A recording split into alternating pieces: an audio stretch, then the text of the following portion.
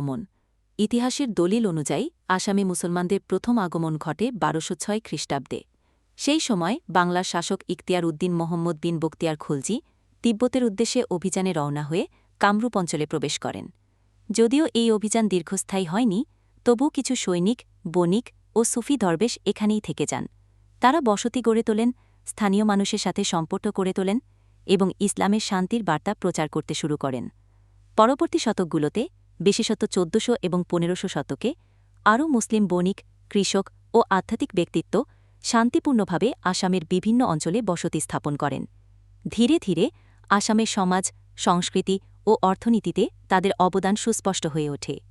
এভাবেই ১২০৬ খ্রিস্টাব্দ থেকে শুরু হয় আসামের মাটিতে মুসলমানদের উপস্থিতি, যা আজও এই ভূখণ্ডের ইতিহাস ও সংস্কৃতির অবিচ্ছেদ্য অংশ। সবকিছু বদলে গেল। বিজেপি শাসনের অধীনে বর্তমান মুখ্যমন্ত্রী হিমন্ত বিশ্ব শর্মা সরকার হঠাৎ ঘোষণা দিল, বাংলা ভাষাভাষী মুসলমানরা নাকি বিদেশি অনুপ্রবেশকারী। সন্ধ্যার খবরের কাগজে মাইকিং করে গ্রামগুলোতে এই কথা ছড়িয়ে পড়ল। তারপর মিশন বসুন্ধরা জরিপে সমস্ত জাতি জনগোষ্ঠীকে মাটি দেয়া হল, কিন্তু দুর্ভাগ্যজনক হিসেবে বাংলা ভাষাভাষী মুসলমানদেরকে কোনো ধরনের মাটি দেয়া হল না, বরং তাদের থাকার জায়গাগুলোকে উচ্ছেদের আওতায় নিয়ে এসে তাদেরকে উচ্ছেদ করা হল।